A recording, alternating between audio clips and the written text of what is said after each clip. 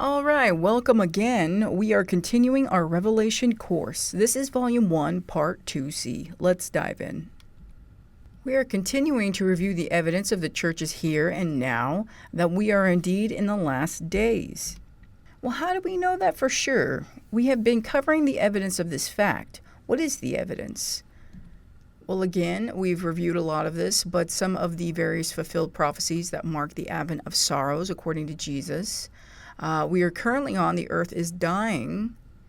The growing societal tendency toward a one-world religion, worldwide movement toward government digital currencies and social credit scores, level of worldwide technology, and the nearing of the end of the 6,000-year age of earth and the coming 1,000-year earth Sabbath under Christ. In the previous class 1.3, we discussed how Revelation reveals that the earth will be almost completely destroyed by the time Christ returns. According to Revelation 11:18, the nations were angry, and your wrath has come, and the time of the dead that they should be judged, and that you should reward your servants, the prophets and the saints, and those who fear your name, small and great, and should destroy those who destroy the earth. By the time Christ comes, this earth will be completely devastated. If you watched the last video, 1.3, in its entirety, you should now realize that when I say that the earth is in a state of irreversible demise, it is not an exaggeration by any standard. In the last video, the viewer was given ample evidence that many tree species are going extinct, and the world's land force are sick and dying en masse. It is a situation that is quickly escalating to an extinction level climax, not slowing or approaching stagnation in any way.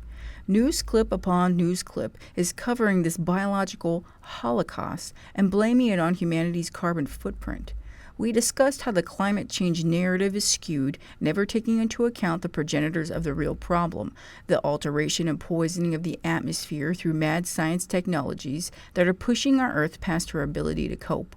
We concluded that these technocrats are the true cancer plaguing the trees, and that it was man's worldwide sin that gave them the room to do this.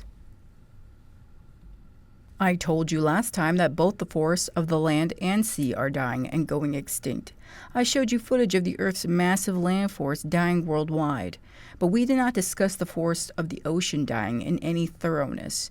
Before we do that, first, let me remind you that it is not the millions of trees on the land that provide most of our breathable air, but rather the seas and their plankton. And it is not a slight majority. The forests of the ocean produce between 70 to 80% of our breathable air. Now, in that vein of thought, imagine what life would be like if most of the nautical forests were no more. Again, it almost seems like unfair sensationalism to tell you that the Earth's ocean life is going extinct. So, I suppose, I will have to plead my case. But before we go to the ocean video montage, we should cover some other ground first. As I've tried to emphasize before, there is no book of Revelation without the rest of Scripture. The revelation given unto John was just a culmination and further illumination of all the prophecies given before it. The Lord spoke of the end of the world to the Old Testament prophets. The Lord has made it abundantly clear from the beginning that with sin, disobedience, and evil come deadly consequences. These are the curses of God, or rather, the guarantees of an intractable law.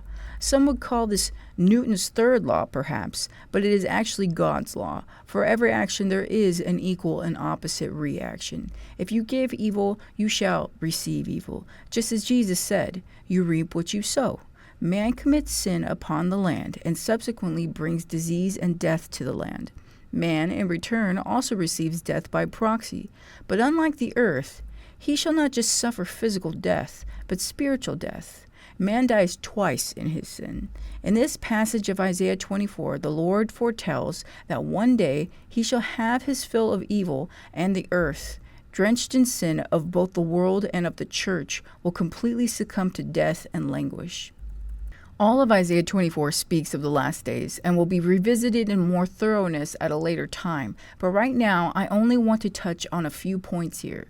Notice, as I read this passage, the curse pertains to the entirety of the earth and its inhabitants, not just to a part. Thus, this is definitely something to come, something that has not taken place already. What else to notice? The surface of the earth will become distorted. People will scatter to where they can survive. The earth will be devoured by a destroying curse of God because of the sin of men who live upon it. The entire earth will be dying. The atmosphere and the plants will be dying. The earth will be unbearably hot because of this. And people will then be burned by the sun. There is no more joy on earth, and finally, very few people will be able to survive under these new conditions of earth. By the end, there will be almost no human beings left. There are so many other passages of Scripture that reaffirm the things of this passage, but I do not have time at this juncture to give you a rundown. Let us read the passage. Behold, the Lord makes the earth empty, and makes it waste, distorts its surface, and scatters abroad its inhabitants. The earth mourns and fades away. The world languishes and fades away. The haughty people of the earth languish. The earth is also defiled under the inhabitants, because they have transgressed the laws, changed the ordinance, broken the everlasting covenant. Therefore the curse has devoured the earth, and those who dwell in it are desolate. Therefore the inhabitants of the earth are burned, and few men are left. The new wine fails, the vine languishes, all the merry-hearted sigh. There is a cry for wine in the streets. All joy is darkened, the mirth of the land is gone. While some correctly understand that many of the prophecies given to the ancient prophets have already been fulfilled, many prophecies have been and will continue to be fulfilled more than once. Again, this is referred to as double fulfillment, but really prophecies can be fulfilled over and over and over again. And all previous fulfillments of prophecy point to the last fulfillment of prophecy. It all points to the end, the greatest fulfillment. History is just a preview of coming attractions.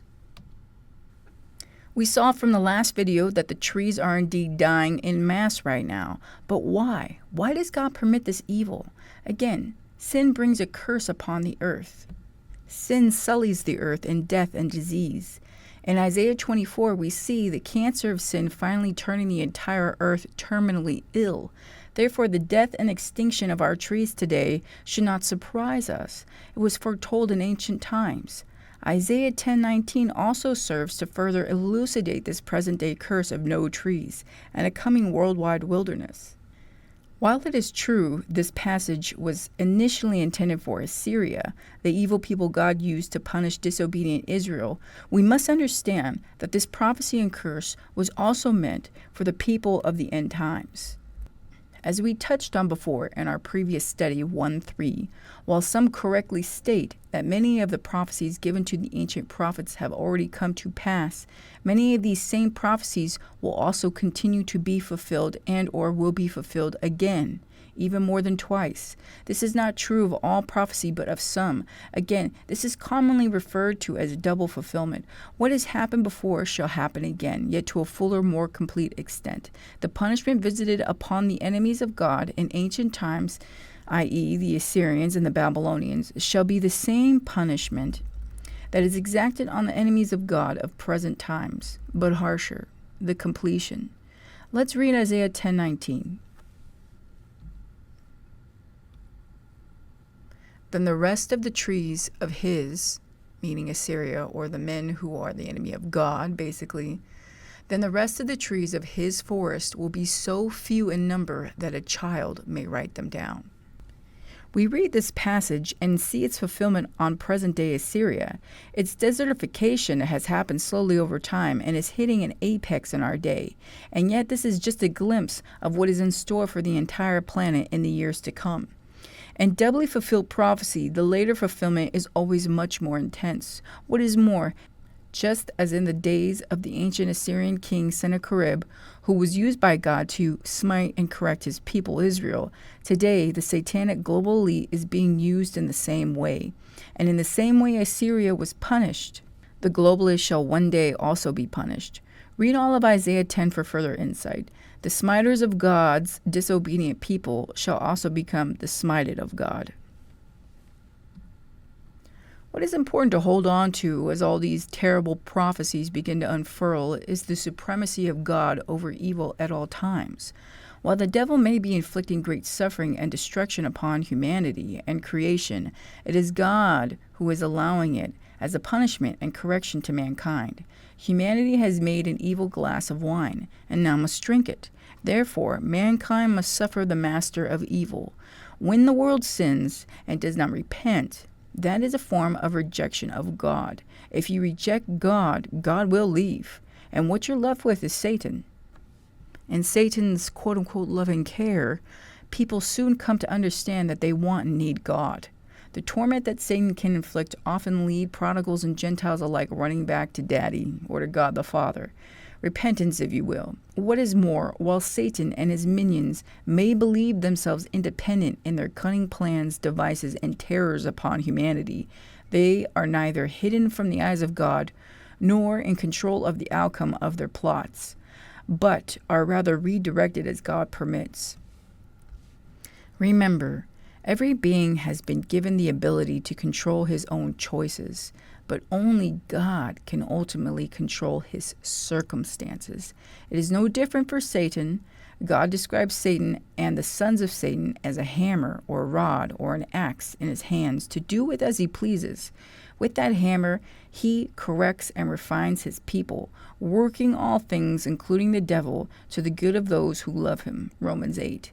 And when God is done, he judges the hammer too.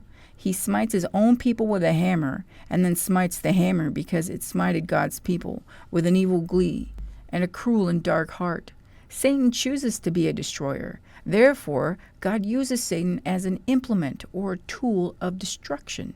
Yet in the end, the destroyer is destroyed himself. For heaven and earth, the world and the saints shall be purified, and then the need for destruction will be past. And thus it is true what is written in Isaiah 48:10, that the children of God are refined in a furnace of affliction, whether by the direct hand of God himself, or by the implement of Satan, the tool. If you do not agree with what I am saying, then I encourage you to ponder the teaching of Paul in 1 Corinthians chapter 5, where it says, I think it's 1 Corinthians 5, verse 5, I believe, where it says, "It is reported commonly that there is fornication among you, and such fornication as is not so much as named among the Gentiles, that one should have his father's wife."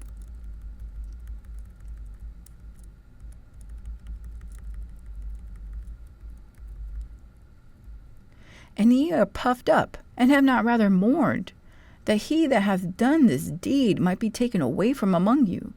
Deliver such a one unto Satan for the destruction of the flesh, that the spirit may be saved in the day of the Lord Jesus. Thus Paul himself instructed believers to abandon unrepentant brothers and sisters to Satan himself, in the hopes that the torments of Satan would humble such a person's flesh to the point of repentance back unto God. Now, we shall study the passage of Isaiah 10 for further insight.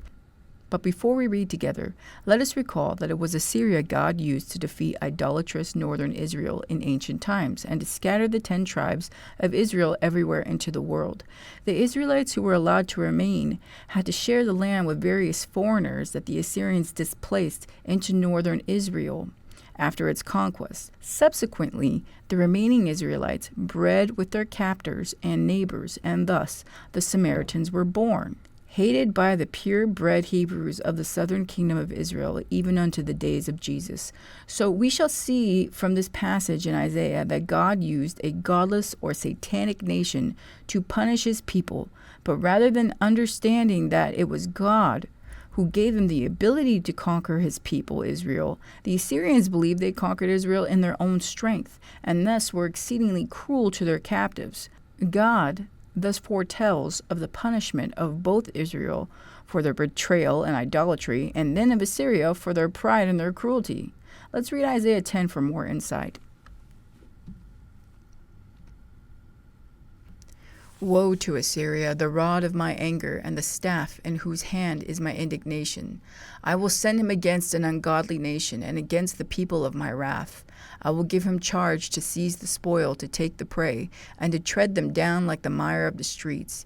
Yet he does not mean so, nor does his heart think so, but it is in his heart to destroy and cut off not a few nations. For he says, meaning the Assyrians, are not my princes altogether kings? Or he says, by the strength of my own hand I have done it.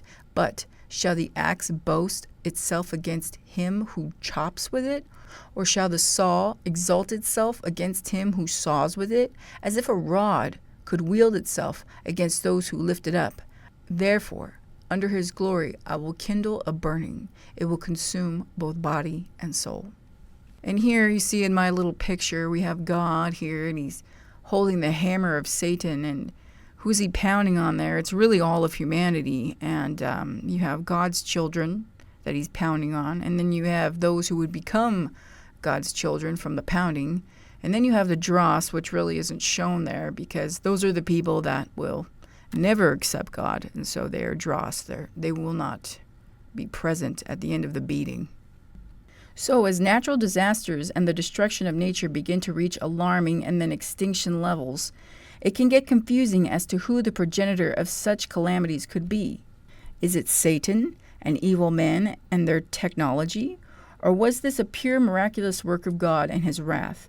The answer is that while all of it comes from the authority of God himself, some of it will be the product of satanic working and technology, and some will be the lone hand of God. All this being said, let us return to the trees and their demise for a moment. Last session we learned that without trees, the world would become resplendent with every kind of natural disaster, with trees no longer holding ground soil together. Massive landslides and erosion would occur, and islands would wash away. Without trees to regulate water flow and ground absorption, the entire world would be thrown into a disastrous flood-drought cycle. Basically, the whole world will become an African savanna, creating both deadly floods and famine. Without trees to redisperse moisture into the atmosphere and create rain and cloud cover, inlands would all become desert. Without the presence of tree cover, the world would be unbearably hot, which could prove especially deadly to mankind when the Earth's atmosphere becomes so damaged it can no longer hold back extreme solar radiation. Without trees, mass extinction of most, if not all, land creatures would be inevitable. There would be no wood for burning, cooking, or building. Mass extinction of people would be expected. But what about the oceans? Are their forests safe from destruction? What would their destruction spell for mankind? Let's move on to the ocean then. It is by far the world's larger lung, producing 2 to 3 times as much breathable air as all the trees combined.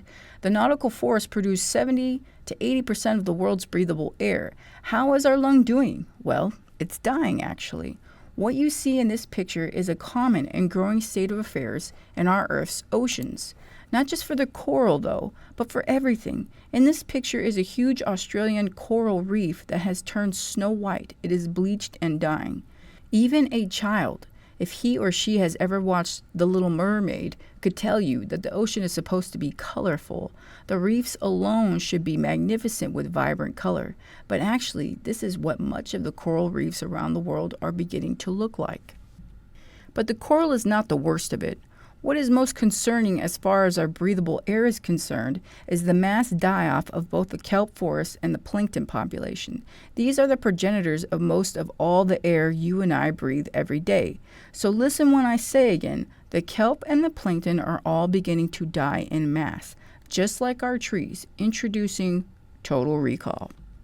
Wait a minute, I remember that movie. The elites on Mars had breathing machines, and if you wanted your city on Mars to have air to breathe, you had to pay the elites for the privilege. There was no breathable air in the natural atmosphere, but there was a reactor that the ancient Martians of the planet had built to produce breathable air for the whole planet. But the elites kept it hidden from the public and would not turn it on. They only used their own limited machines. Quaid must start the reactor and save Mars. Now open your mind to me, please. Open your mind. Open your mind. Open your mind. Open your mind.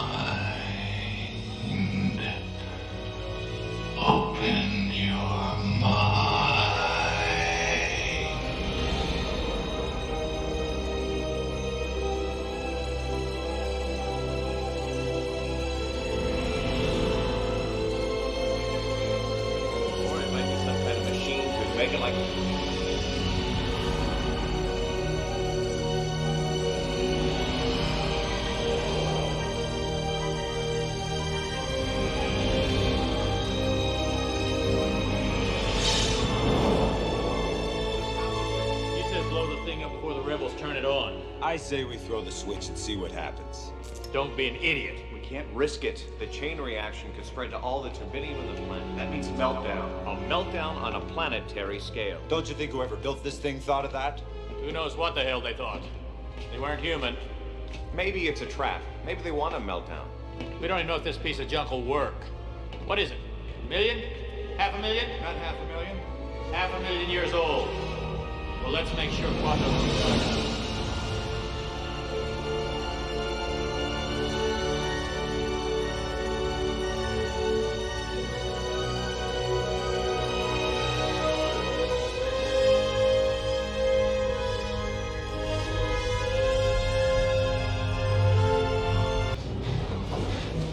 Put these spacesuits on!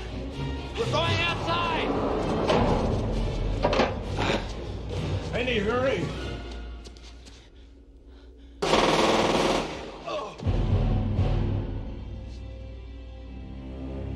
Congratulations, Quaid. You led us right to him.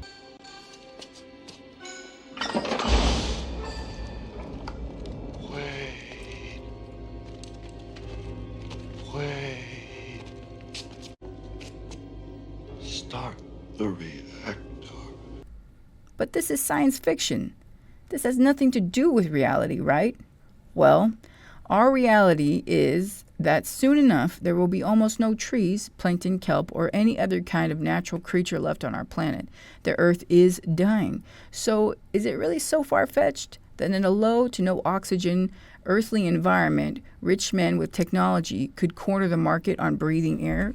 Couldn't they use technology to destroy what is natural so that we would have to become dependent upon what is unnatural for survival? Then those who hold power over this unnatural technology could acquire total control over everyone possibly. It is also interesting to note that in the movie, it is alien technology that supplants tyrannical human technology and saves the world. This isn't preconditioning, is it?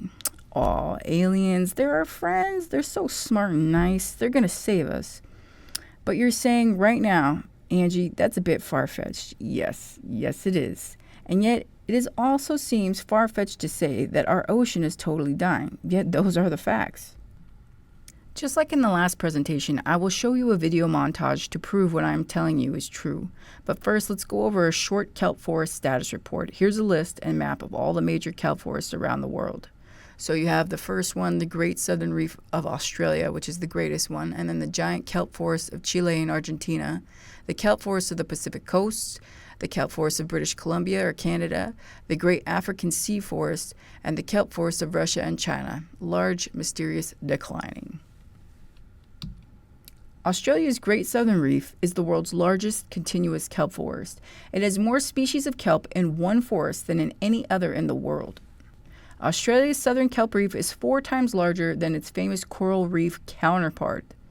Nevertheless, a 2011 heat wave killed off 43% of this forest and bleached and killed 90% of its coral reef counterpart in many areas off of the Australian coast.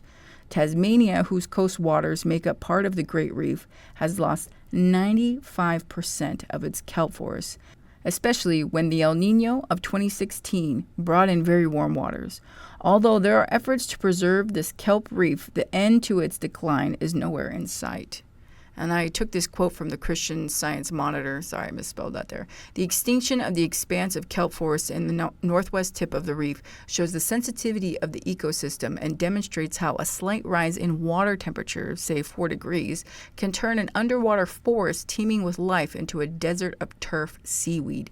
Because the temperature of the Indian Ocean, the current of which flows south to the Great Southern Reef, is warming twice as fast as the rest of the world's waters, the demise of the ecosystem also foreshadows the effect a further rise in water temperature will have on kelp forests around the world, including in Japan and Europe. So just a quick note, the kelp forests of Chile and Argentina, they're fairly healthy. There's not a lot about their decline right now, but that's not to say that they're not. But they're relatively healthy, especially when we compare to the other ones. Let's go over the Pacific kelp reefs off of the American coast. The vast kelp forests of Northern California and the rest of the Pacific Northern American coastline are gone. What happened?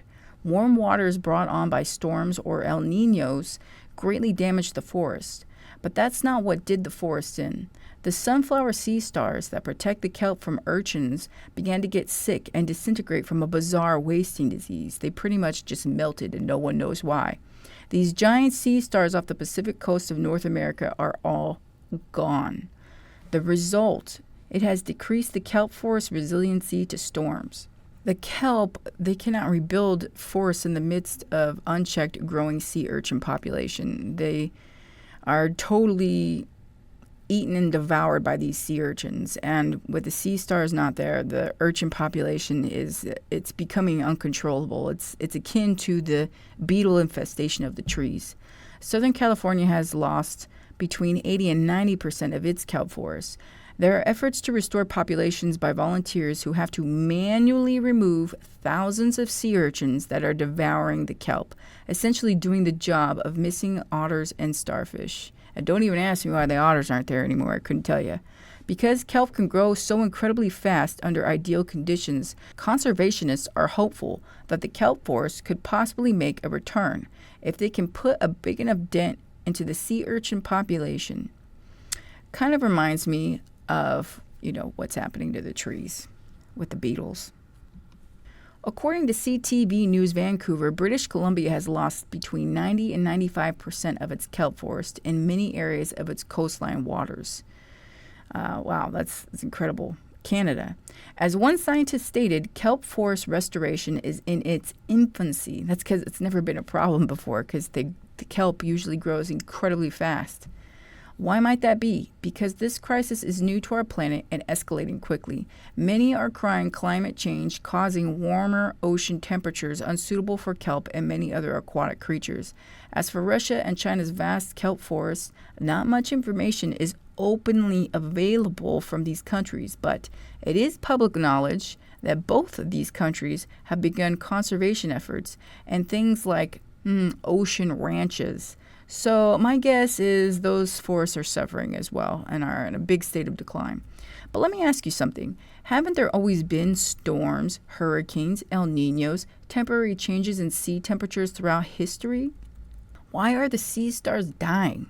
Why are the otter populations down? Why are whales, sharks, and fish washing up en masse? And why are the forests of the ocean unable to bounce back from crises like they have been before, and all the stressors as they always have? What happens to a person whose immune system is compromised and they are suddenly faced with multiple stressors and exposure to multiple pathogens that would otherwise be harmless? They become horribly ill, don't they? It's very difficult for them to bounce back, and when they've reached their threshold of what their body can fight, then they die. This is what is happening to the plankton, kelp, and all the little sea creatures of the ocean. Their environments have been changing and being polluted with nuclear waste, oil and sewage, and garbage dumping for so long that these seemingly insignificant changes in water temperatures are causing aquatic creatures and plants to go the way of the dodo bird.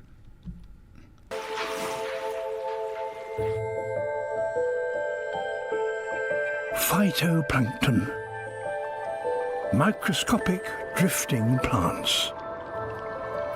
They combine nutrients in seawater with energy from the sun to create the very foundation of every food chain out here. So all animals, from the smallest fish to the largest whale, ultimately depend on these tiny plants for food. And in turn, the phytoplankton benefits from the nutrients produced by these animals.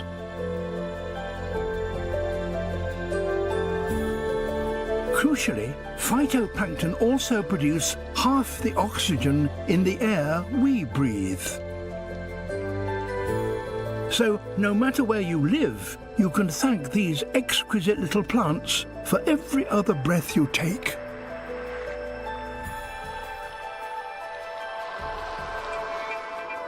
In ideal conditions, they can bloom to such an extent that great swathes of the ocean turn green.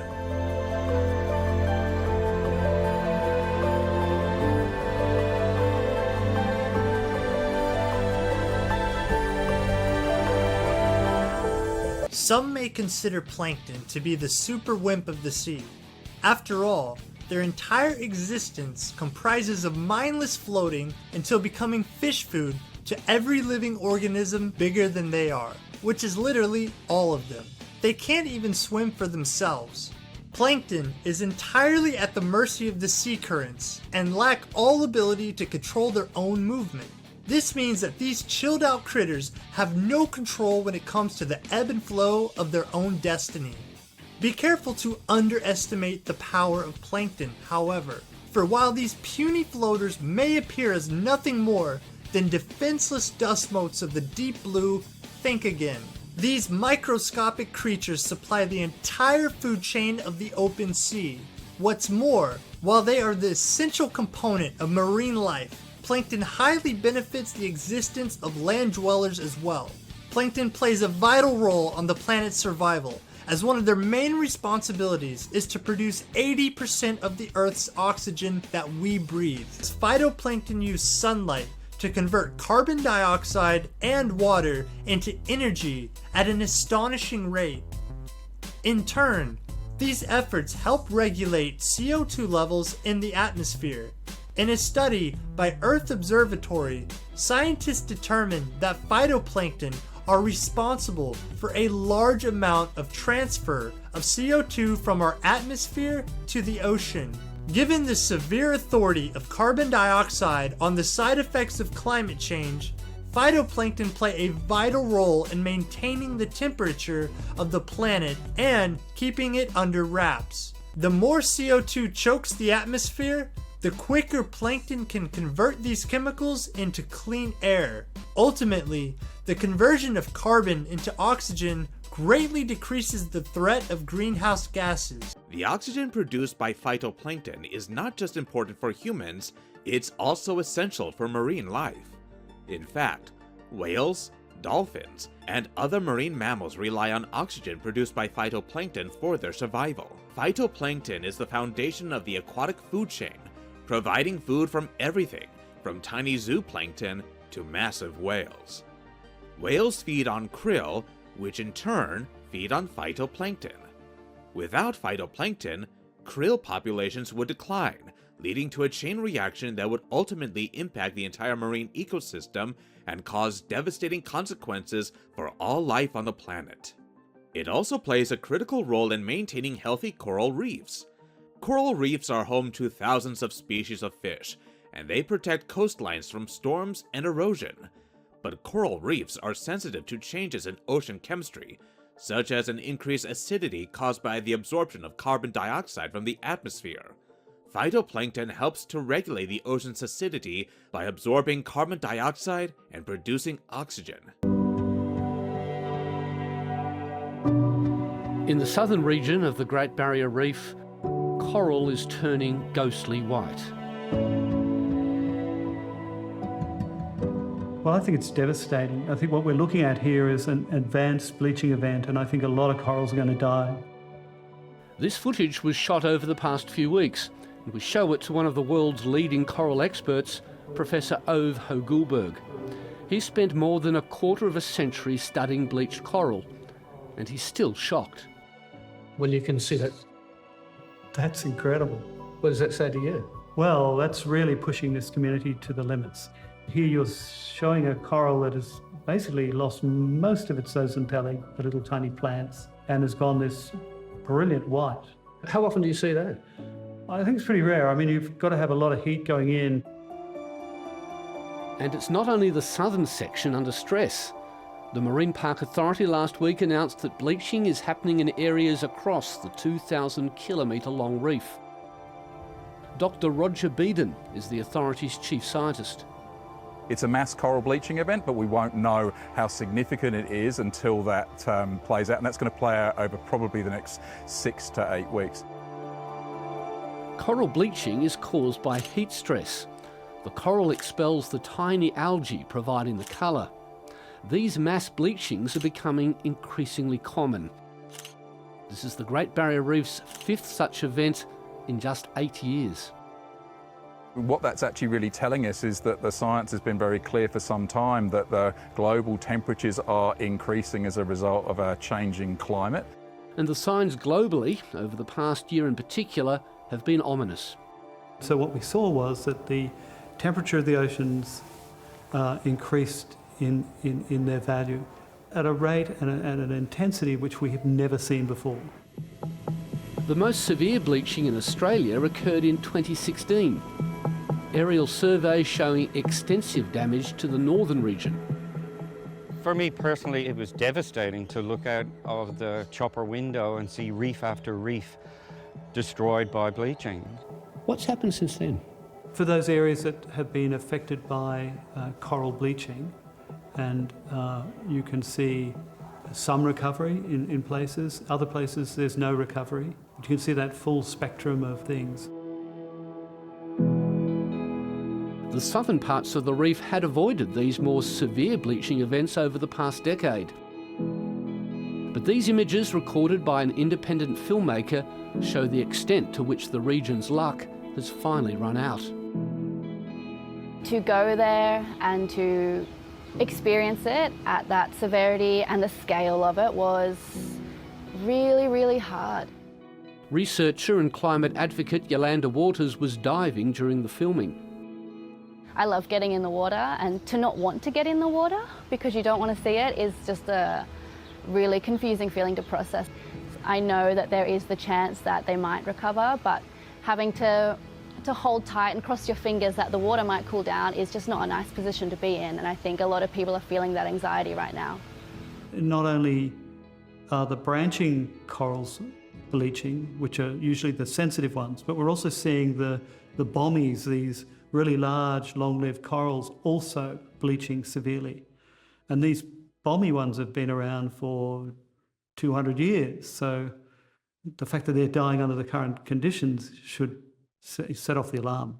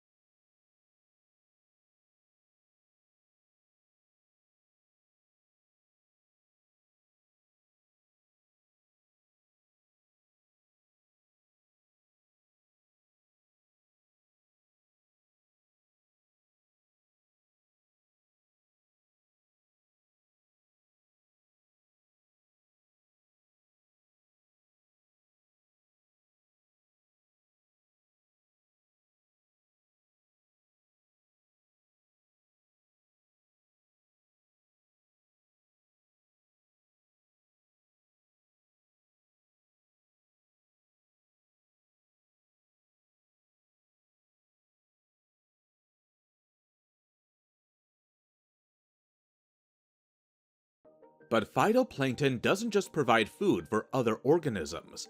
They also play a critical role in regulating the Earth's climate. Through photosynthesis, phytoplankton absorbs large amounts of carbon dioxide from the atmosphere, helping to reduce greenhouse gas levels and combat climate change. In addition, phytoplankton are important indicators of environmental health. Because they are so sensitive to changes in water temperature, nutrient levels, and other environmental factors, changes in the phytoplankton population can provide early warning signs of larger ecosystem changes. While phytoplankton is the primary source of oxygen in the ocean, other organisms also contribute to oxygen production, like seaweed, which is photosynthetic and produces oxygen through photosynthesis. Algae are another type of photosynthetic organism that can produce oxygen. Some species of algae, such as kelp, are also important habitats for marine life. But did you know that forests are not only found on land, but also in the ocean? In these underwater forests, trees and shrubs are replaced by seaweeds. One of the most widely distributed and fastest growing varieties is known as kelp. Kelps are large brown seaweeds that typically grow in shallow waters near coastal areas. Like terrestrial forests, kelp forests sustain biodiversity by providing shelter and spawning and feeding grounds for their inhabitants. And while its most popular tenant may be the otter, there are a vast number of more introverted species that call these forests home.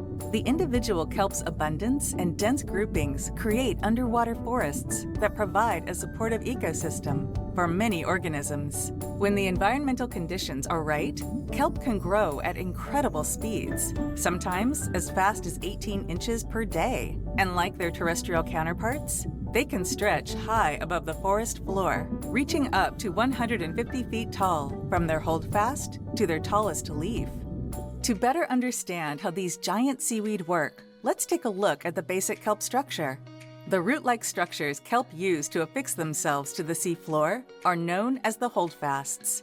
These structures affix to submerged rocks or reefscape.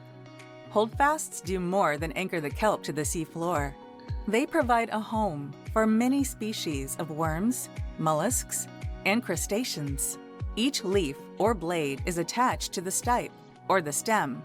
The thick blades are used by many organisms as a safe shelter from predators and a resting place during intense storms.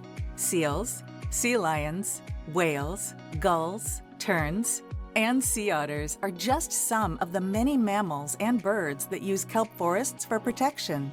Some species of kelp also have a structure called an air bladder, which functions in the same way as a balloon, lifting the kelp towards the surface, where ample sunlight is available for photosynthesis. Seaweeds, like kelp, are considered primary producers, which means they make their own food from the sun. Because of this, many organisms feed on them, and similar to land plants, kelps absorb carbon during photosynthesis. During this process, called carbon sequestration, kelp transforms carbon dioxide into seaweed biomass. Coastal ecosystems, like kelp forests, can sequester up to 20 times more carbon per acre than land forests. In fact, a recent paper estimates around 200 million tons of carbon dioxide are being sequestered by macroalgae every year, about as much as the annual emissions of the state of New York. The blue carbon that is removed from the atmosphere and stored helps counter the effects of climate change. Kelps are cold water species, so they grow best in cold and nutrient-rich water. This makes them sensitive to elevated temperatures. The steady increase in ocean temperature results in massive kelp forest die-offs. Large kelp forests slow and reduce ocean currents. Their long stems serve as a breakwater, reducing wave energy and protecting coastlines from unnatural levels of erosion. When you consider that 50 to every other breath you take is probably because of kelp. Here's where it is. They think that 50% to 80% of the oxygen on Earth comes from algae and phytoplankton like the diatoms. And diatoms you can't see, but this is amazing, mind-boggling. Let's see now, and the important thing to do, remember is that kelp and phytoplankton take up 20% more carbon dioxide than the land forests. So it's right there right in front of us, and it's just a huge carbon sink. And I really call them the lungs of the earth. That's why it's so important that we have it. And really, if you look at the kelp forest, it's really like the canary in the coal mine, right? It tells us the health of the ocean. It tells us the health of the environment. So very important. And then when we really conclude it, we go big picture, now we see everything like Joe has been telling us about the rock cycle and all this. But I find this useful to think about it this way. Now you have carbon dioxide in the atmosphere. You have rain coming down, and that rain or water plus carbon dioxide is going to form carbonic acid, right? Same thing we saw before. That carbonic acid rains down upon the mountains, any exposed rocks, it dissolves that. We get carbon coming into the ocean. We get all kinds of stuff, the shells, animals from the limestone formation at the base. We get subduction of that carbonate rock, and then eventually it comes out as volcanic eruptions, which again brings that carbon dioxide to the surface. So the important thing to remember here is that nothing is created nor destroyed. Nothing. And I can tell you, I can be 1,000 years from now, the same amount of carbon will be here. It just has a remarkable ability to recycle everything. So the whole idea, when we think of climate change, we have to think of sources and sinks. What is the source of carbon dioxide? What's the sink to allow it to escape? Well, right now we know that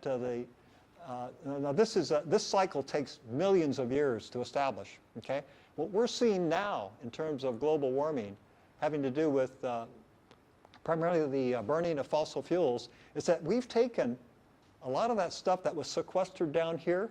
We're releasing it into the atmosphere, and in 200 years, our estimates now is that pre-industrial revolution, our CO2 ppmv, or parts per million by volume, was about 270. Today, it's about 400. So this is clearly like at least a 30% increase. And so it's now what we're doing is we're creating the situation where,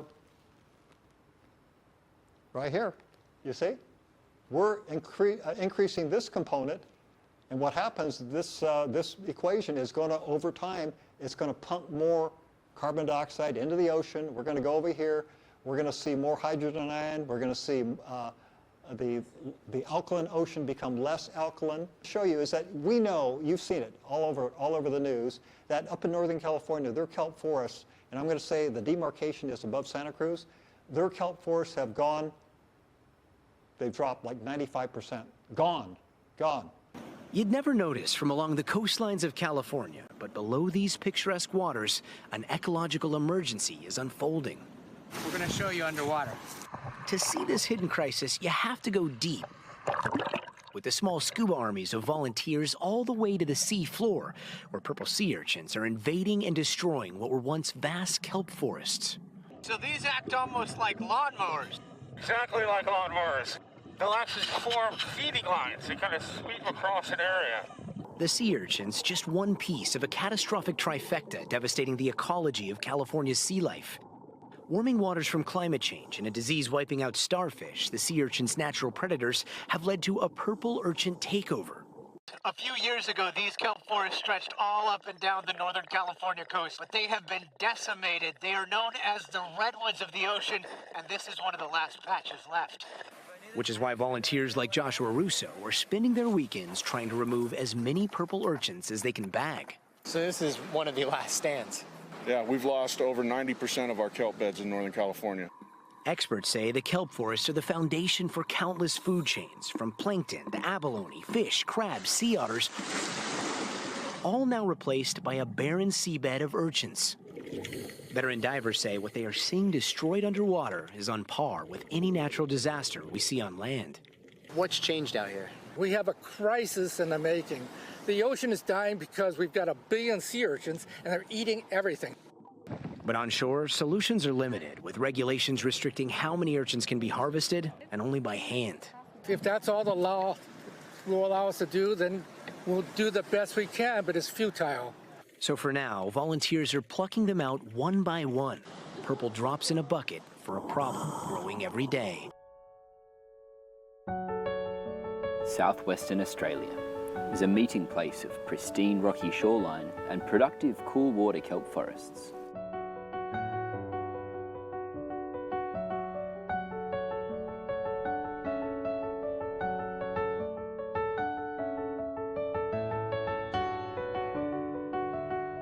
For centuries, these biologically rich reefs have flourished. But recent ocean warming has catapulted kelp forests into a broad-scale collapse.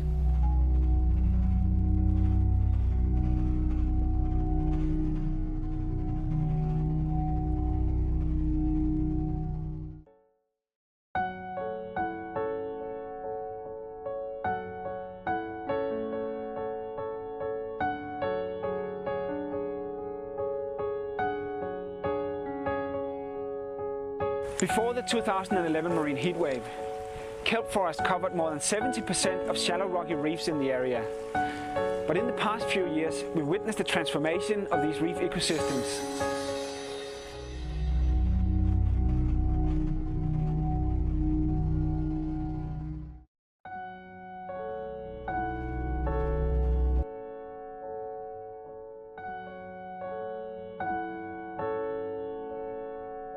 Kelp forests collapse due to the extreme temperatures experienced during the heat wave.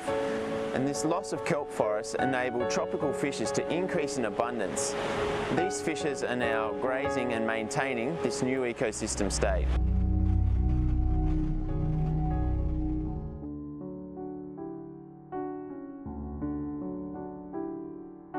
The transformation of kelp forest in Western Australia is a strong warning for how climate-driven disturbances can tip the balance for temperate marine ecosystems worldwide. There's another reef off the coast of Australia that's less famous.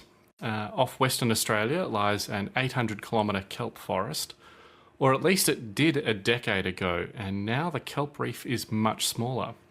To discuss this, we're joined by Dr. Scott Bennett from the Spanish National Research Council. Welcome to the show, Scott. Thank you very much, Ed. Nice to be here. It's great to have you on because you've just written a paper all about this in Science Journal, which is really, really interesting. Do you want to give us a brief overview of what's going on with the kelp forest? Yes, so just to clarify some of the introductory comments, so our study has just... I always get it wrong. No, it was close to right. But so... Yeah, we've recently published a paper on kelp loss in Western Australia, and we've observed a stretch of coast around 800 kilometres long, but that actually forms part of an even bigger entity known as the Great Southern Reef, which extends over 8,000 kilometres around the southern coastline of Australia, including Tasmania. And this sort of temperate reef ecosystem is dominated by kelp forests and is really consistent throughout that region. So where we've focused on this study is in the southwest coastline of Western Australia. And what we've observed there is that over the past, since 2011, we've had a complete loss of kelp forests, a range contraction of kelp forests along around 100 kilometres of coastline, or about 385 square kilometres.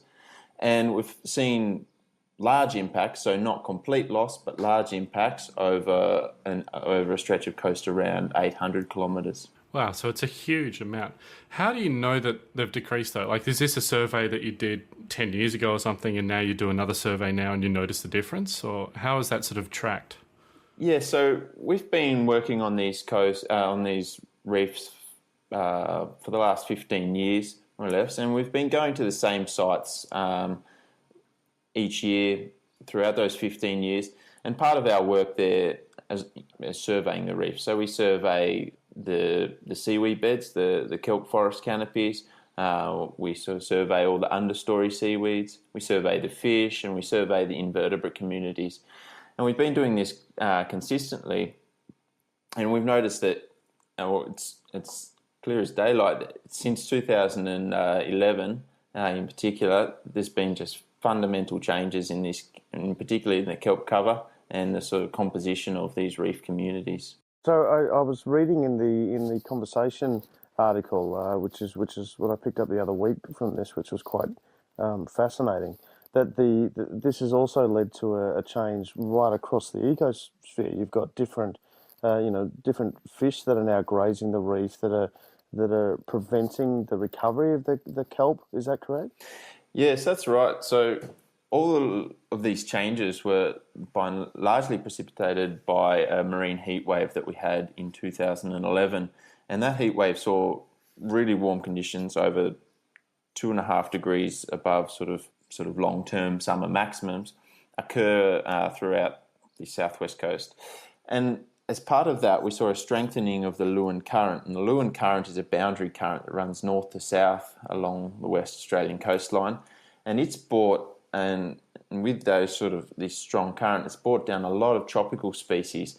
And so what we've seen is not only this the physiological impact and the retraction of these temperate species, but in their place, we've seen a huge increase in tropical species onto these reefs.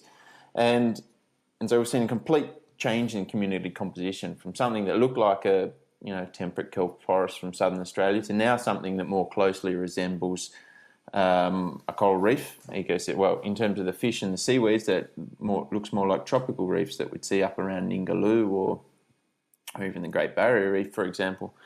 And one of the major contributors to this change in fish community composition are some of the herbivorous fish, like our parrotfish and rabbitfish and surgeonfish. And these species have increased in abundance a lot and are now grazing on the new very small turf-dominated state that we see on these reefs. And due to their really high grazing rates, they're preventing we anticipate that to be the case, and primarily because, again, of this strong Lewin current, the poleward flow of this, when we get these warmer years and this increased flow, it facilitates that poleward movement of tropical species. And this is set on a background warming trend in the region, and the marine coastal environment of southwestern Australia has warmed at around 2 times faster than the global average rate of warming. So warming quite quickly, and these extreme events are also forecast to increase in intensity and things over the coming years. So we expect that this trend of extreme events, warming, it helps the tropical species moving down the coast, and unfortunately it really impedes the potential recovery prospects of the temperate species from moving back up.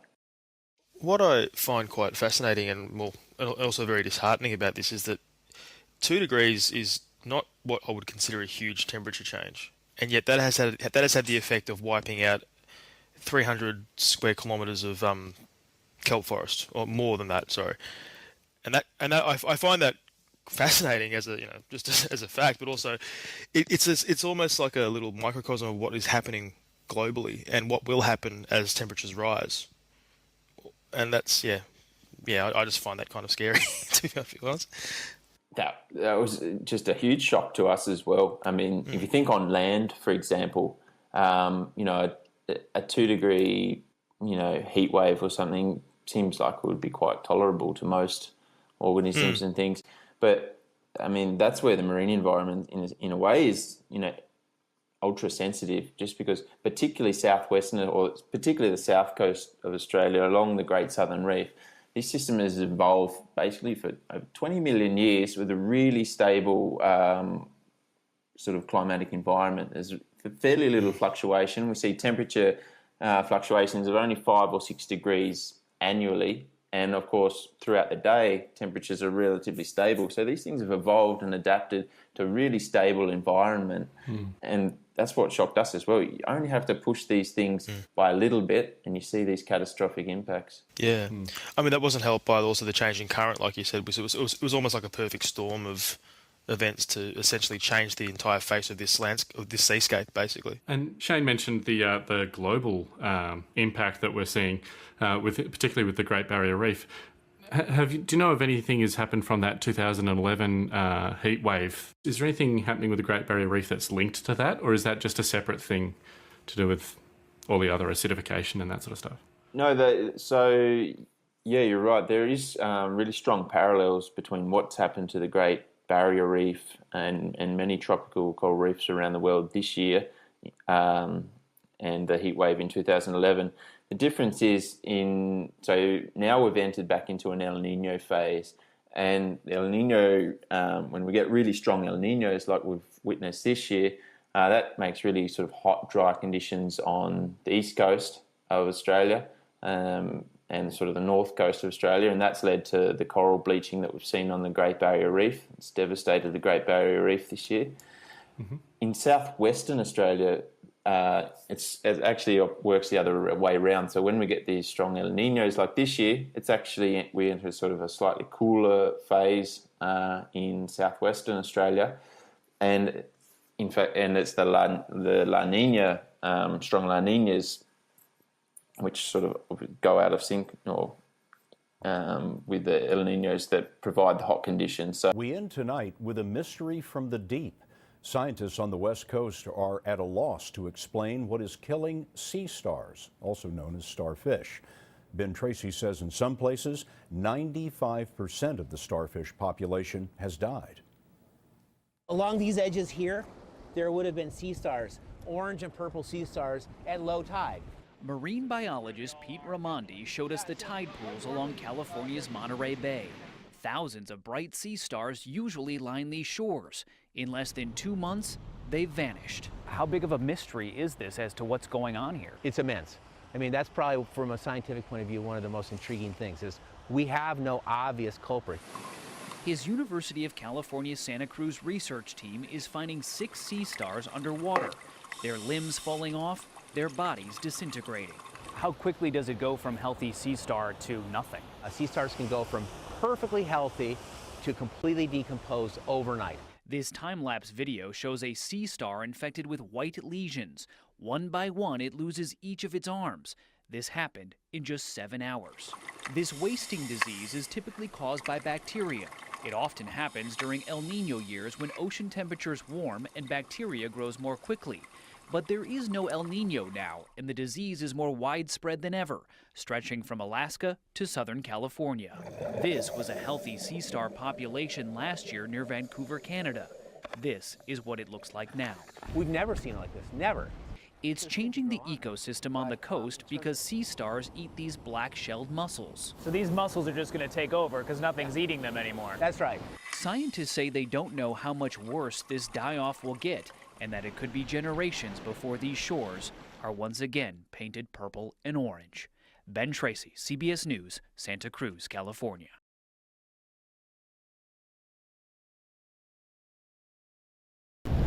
Sea stars were once common in Oregon's tide pools. These days, they're nearly extinct. Around 2013, a mysterious illness called sea star wasting disease began killing off these colorful creatures. Steve Rumrill, head of the shellfish program with the Oregon Department of Fish and Wildlife, says as many as 6 billion may have died. By some accountings, this could be the largest marine disease event in history. Sea stars can be found from Alaska to Mexico. Sunflower sea stars, which can grow up to 3 feet wide with as many as 24 arms, were among the hardest hit, with nearly all off the Oregon's coast dying from the disease. 95% of those individuals have been decimated and lost, so very heavy hits there on that species. Experts still aren't totally sure how the disease works. 2 leading theories are that it's a waterborne virus passed between individuals, or that microbial changes could have caused a loss of oxygen to the animals. Either way, the results were gruesome. Sea stars have the ability to, through an autoimmune response, to be able to cast off damaged parts of their bodies. And so they would cast off a ray or just dissolve their whole body. In essence, people have described it as melt away. Scientists haven't found a direct link to climate change, but the onset of the disease happened at the same time as a severe marine heat wave in the Pacific, which Rumrill said is unlikely to just be a coincidence. We think that all of these things are related to a changing ocean conditions associated with global climate change. The loss of sunflower sea stars has had ripple effects in the marine ecosystem. They mostly feed on sea urchins, who in turn feed on seaweed and kelp. Without the sea stars, things have grown out of balance. The decline in sunflower sea stars has probably been related to the increase in sea urchins and a decline in kelp and seaweeds. And Oregon's kelp forests are important for all kinds of creatures, from tiny plankton to marine mammals who feed on the fish that rely on kelp. Kelp forests off the coast of BC are in a state of decline, predominantly due to our ocean temperatures climbing. We've lost about 90-95% of kelp in some of the regions around British Columbia. This research scientist says it's alarming for a number of reasons. They provide really critical habitat for fish and marine invertebrates. They provide food, as well as producing oxygen, all while drawing carbon from our coastal waters. I like to think of them as the coral reefs of the temperate colder waters in this region. A partnership between the University of Victoria, the Banfield Marine Sciences Centre, and coastal First Nations is now looking to reverse that decline, beginning here in the waters off of Banfield. There's just certain areas out at Banfield where the water is warmer than other areas, and those hot pockets essentially are the areas where we're losing kelp. Using data collected by the Marine Sciences Centre going back to the 1970s, researchers have been able to pinpoint areas that have seen the greatest declines. And we're now trying to figure out how to restore those ecosystems in those areas. It's a 4-year project funded by a grant of $3.7 million through Fisheries and Oceans Canada. Although how to restore these critical ocean forests is still a bit of a mystery to researchers. Kelp restoration is really still in its infancy. An example of those challenges? Kelp anchors itself to rocks. Therefore, the techniques being tried begin in an aquatic nursery. One of the methods that we're trying is called green gravel. Growing the baby kelp on little rocks. Researchers then need to figure out best practices in getting those rocks to the sea floor. You can either toss them in the ocean from a boat, or you can have divers actually take them down and kind of individually put them out. Another threat to kelp? Sea urchins. They are known to feed and decimate kelp forests. We're experimenting with caging or fencing off certain areas so that we can keep the urchins out. Those are just a few challenges that researchers will be looking to overcome over the next 4 years in a mission to restore kelp forests off our coast. I think we're going to be ready in a couple of years to do this at increasingly large scales. They're important, beautiful ecosystems, and I think we would lose a lot if we let them go. Brendan Strain, CTV News. Hello, and welcome to Fishtory. I'm Alexander Williamson, and today we are talking about the terrible tragedy that is befalling coral reefs all around this planet, which is bleaching due to hot temperatures. So we will talk about what is going on in the barrier reefs off the coast of Florida, in the Florida Keys and southern Florida, as well as what's going on with corals as a whole, and what sun bleaching is, or what temperature bleaching is at a cellular level, and why it is so destructive to coral, and what the implications are for reefs at large and reefs in the future. Estimates by the World Wildlife Fund and NOAA predict that by the year 2050, over 80% of the world's reefs will be dead and gone. When compared to their range in the mid-20th century, 60% of the reefs are already gone. Even more alarming, these groups of scientists predict that by the year 2100, there will be no coral reefs left on this planet. When looking at Australia, since 2015, half of the Great Barrier Reef has been lost. And predictions I just mentioned about the reefs disappearing completely by 2100, those were made in 2016. It is now abundantly clear that our reefs may not even survive the next 50 years, let alone 75. Less than 0.08% of all the world's oceans and seas are home to coral reef ecology. Yet these complex and magnificent ecosystems, made up of thousands of different organisms, ranging from single-celled creatures to the largest species on the planet, are home to 25% of all the world's biomass in living organisms. They also make up the most biodiverse and beautiful ecosystems in the world, on par with the tropical rainforests. In the Florida Keys, ocean temperatures have been unusually high lately, with one location hitting a staggering 101.3 degrees Fahrenheit this week in late July 2023, and another buoy off Vaca Key that has been seeing steady temperatures above 93 degrees Fahrenheit a full 5 degrees Fahrenheit hotter than the normal reading this time in July on average. NOAA has raised its coral bleaching warning system to the highest level for the Florida Keys out of the 5 different warning levels that go out to biologists and ecologists around the world, and it's expected to remain that way for at least 9 to 12 more weeks. According to the Associated Press, such an alert means that the average water temperature is at least 3 degrees Celsius above normal for at least 8 straight weeks to reach this alert level. This level was reached last August, but then faded away in September, and the bleaching event was averted.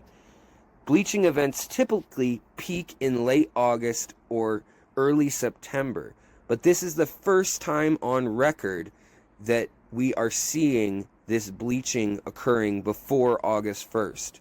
Florida Keys National Marine Sanctuary Research Coordinator Andrew Muskegee said that Florida's coral reefs run more than 350 miles continuously along the southern Florida coast and along the Florida Keys. They protect the peninsula from storms. Without it, the state will suffer economically throughout the year as well as during hurricane season, which will bring increasingly catastrophic storms when the natural protection of the barrier reefs are no longer there. We are at least a month ahead of time, if not 2 months ahead of time, said Bruckner, adding that the Florida Keys have lost between 80 and 90% of their reef system in just the last 50 years. The Upper Keys have not seen as dramatic of declines as what the Coral Restoration Foundation saw in the south of the Keys in places like Sombrero Reef, but the foundation said that what they are seeing underscores the urgency of addressing climate change. Living corals are like a sandbar or a retaining wall that can flex and move. Perhaps the most amazing part of the coral reef, beyond its beauty and biodiversity, is its inherent ability to heal itself over the eons, as well as its ability to grow into new locations over time. However, with the current barrage of disasters, from temperature to oil spills and nitrate pollution, reefs around the world are no longer able to morph and adapt and survive.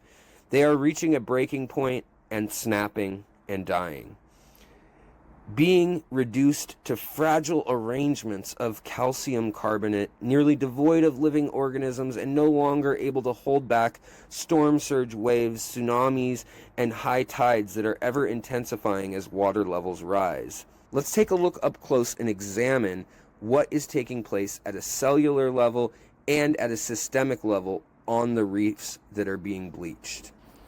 Coral bleaching is what we call it when the diverse group of organisms known collectively as corals suddenly lose a key partner in their life cycle and biology. Now, to understand this, we must first understand the anatomy of coral. Almost all corals are made up of several different types of tissue. They are first made up of a calcium carbonate skeleton, which is old layers of living tissue that has mineralized as the reef forms over eons and thousands of years. And then there is a living layer of tissue known as polyps that are a colonial organism of either single cell or simple organisms that all live together as a multicellular colony, feeding on plankton and various nutrients within the ocean's water column.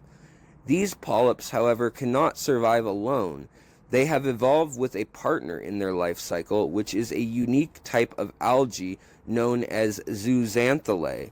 And these zooxanthellae are dinoflagellate algae that both protect the coral polyps and the tissue of the polyps from sun and waves, as well as from shifts in pH and lack of nutrients, or periods when the polyps cannot feed otherwise.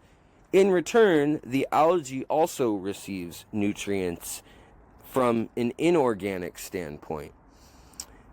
And together they live in a symbiotic relationship that has evolved over eons.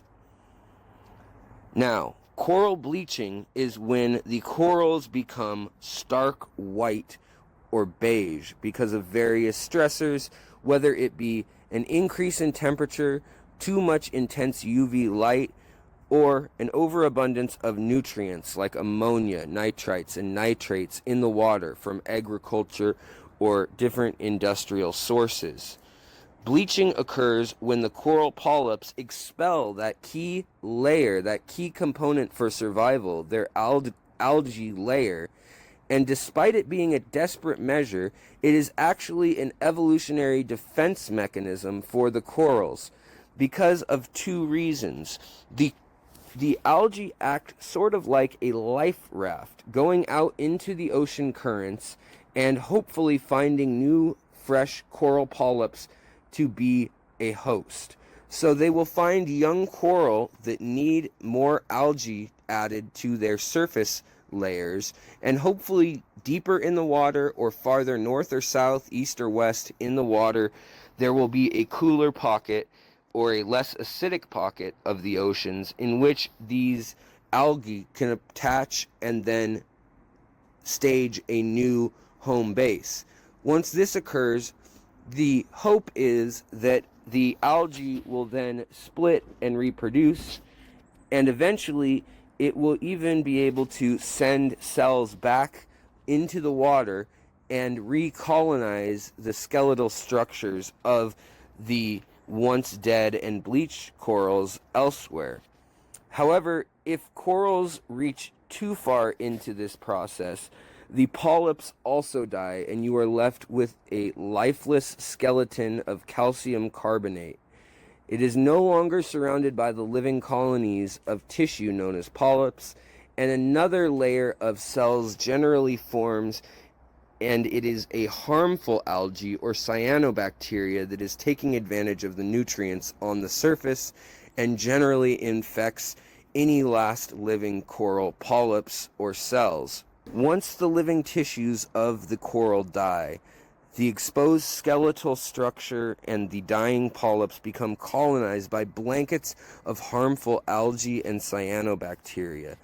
These cause the coral to turn from a white color that is known as the first stage of bleaching to a dingy brownish color, or sometimes even a green or yellow or even black color, as more harmful pathogens and detrivores start to chip away at any organic matter left on the corals. The zooxanthellae are photosynthetic, and as the water temperatures rise, they begin to produce reactive oxygen chemicals such as free radicals and peroxides.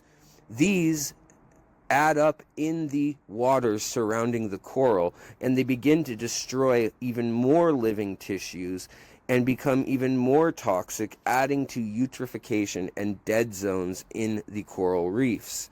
This causes a feedback loop and causes more of the zooxanthellae to be expelled from even healthier corals that can survive even hotter weather.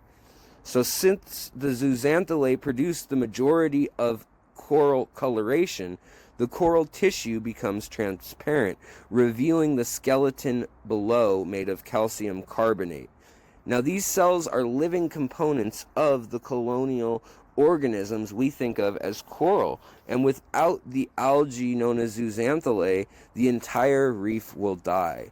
Once the corals have died and the harmful algae and pathogens take over, all that remains is the skeleton of the reefs. Sometimes they will retain colors such as blue, yellow, or pink, but this is only due to pigment proteins locked in the calcium carbonate and does not correlate to any sort of survival during bleaching events.